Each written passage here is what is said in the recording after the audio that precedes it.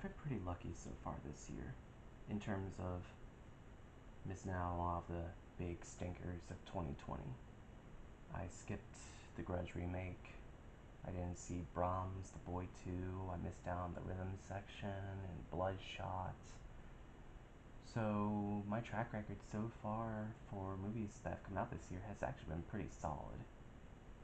Unfortunately, that all changed when I watched the new romantic comedy that debuted on Netflix last Friday, The Lovebirds, starring Kumail Nanjiani and Issa Rae, directed by the Big Six, Michael Showalter.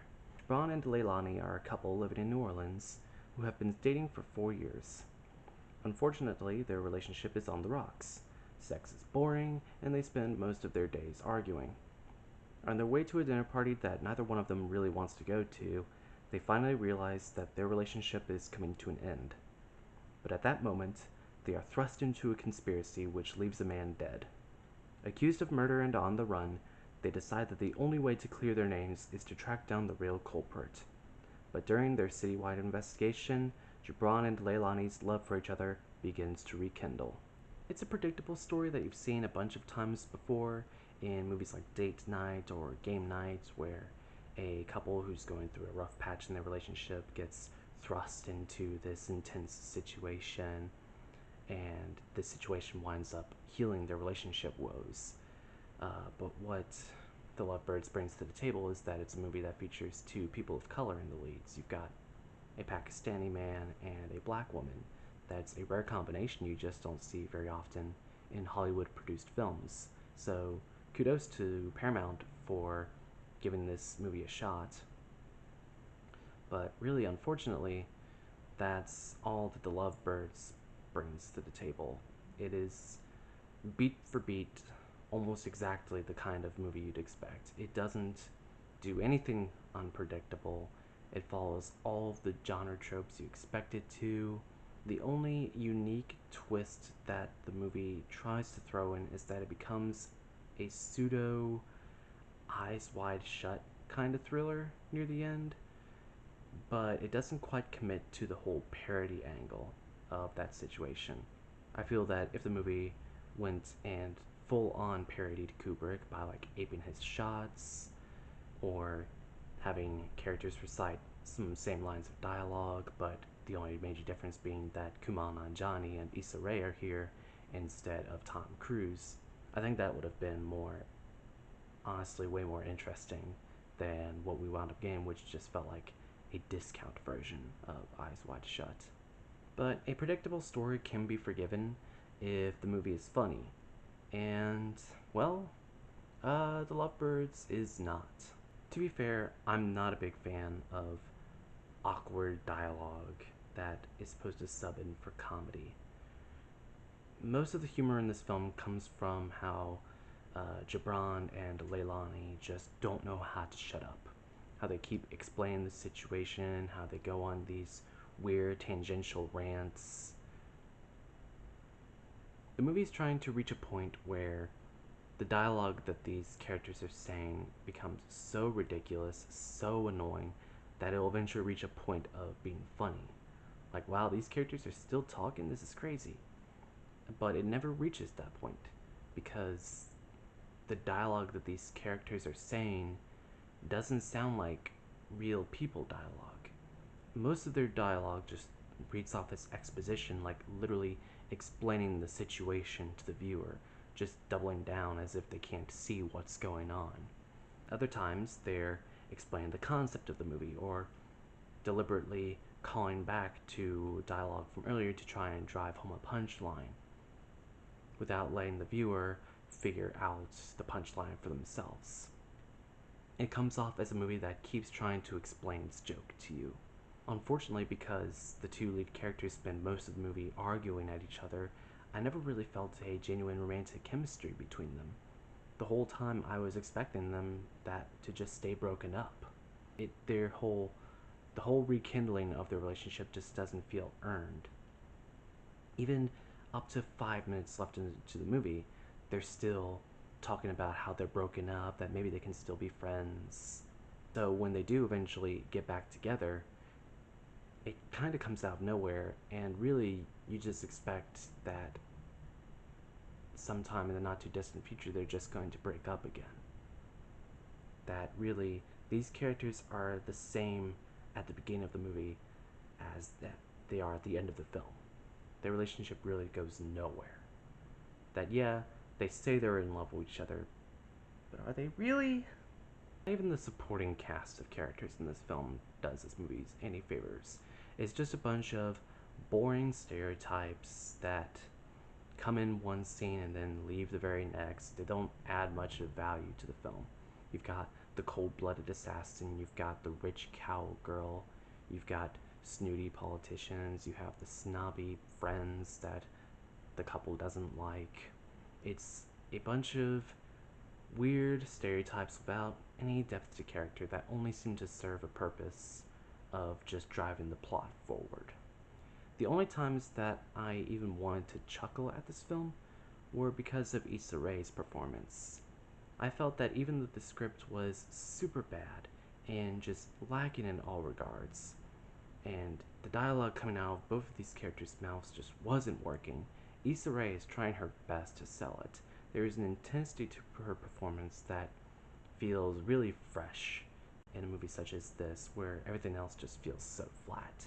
You can see an intensity in her eyes and some of the more ridiculous sequences, like there's a scene where they're both interrogating this frat boy, and she's got a fire in her eyes. She's slapping him, and she's kind of getting into it. Like, I dug that. Just from a performance standpoint, Issa Rae was way more entertaining to watch than Kumail Nanjiani, who I really felt was just sleepwalking through this movie. I've tried to give Kumail Nanjiani a chance plenty of times. I haven't seen The Big Sick yet, but the only other times I've seen Nanjiani have been in Stuber and in the first episode of the Twilight Zone remake.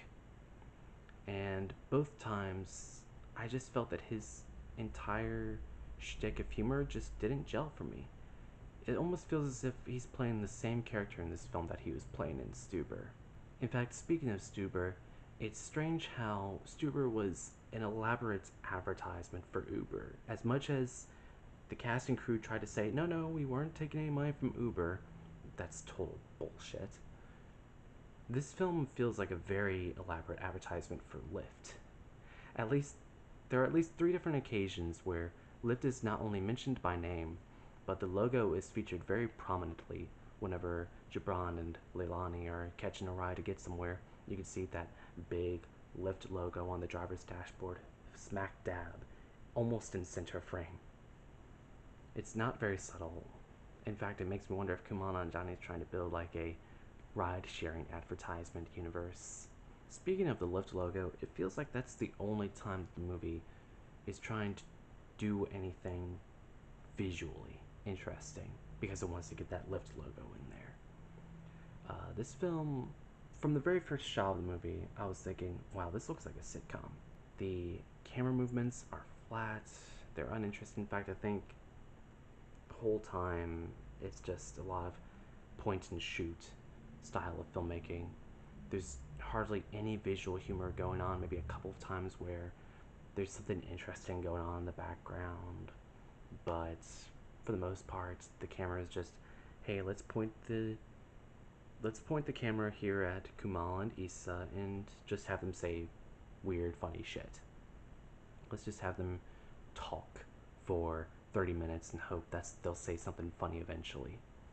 It's a huge departure from Game Night, which was an absolute treat to look at. That was a movie that really took care in making itself look cinematic. The Lovebirds looks like a TV show. It looks like a sitcom, and in fact, because so little care was put into how this movie looks, and with the way that most of the dialogue is, or I'm sorry, most of the comedy is dialogue driven, it may as well have been a radio play, because the 2 lead characters just explain what's going on for over half of the movie. Might as well just commit to it and release it online as some sort of podcast or something. This did not need to be a movie. In fact, I'm surprised that this movie was even considered for a theatrical release at all. It would have tanked miserably, much like Stuber did last year. Unfortunately, I'm going to go ahead and give The Lovebirds a 2 out of 10. Issa Rae is trying her best here, but she just cannot save a script that is so painfully unfunny with a mystery that isn't even engaging to follow. It was a miserable 87 minutes. I felt every single minute of it.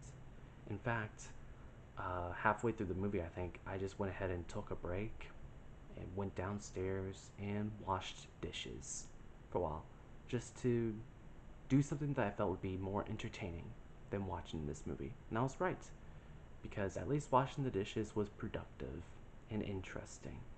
And this movie failed to get my attention at all. Waste of time. Alright, thanks for watching. Once again, please feel free to like, comment, share, subscribe, ring the bell for notifications. You can follow me on Twitter at twitter.com/ConnorCinema, and you can also look at my Letterboxd, which is letterboxd.com/CLConnor. I'll be posting those links in the description below. I'll hopefully be uploading my review for One Piece Stampede sometime later this week. Hopefully that movie will treat me better than The Lovebirds did. And I'm still working on editing the first episode of Anime. I don't want to give a specific timetable on when that will be finished. It's going to be a pretty long process, but hopefully within the next few weeks. I can't make any promises though. I'm trying to put a lot of care into making that episode stick out. So please understand it's going to take some time before that's released. But anyways, once again, thanks for watching. I hope y'all stay safe, stay healthy, and enjoy some movies.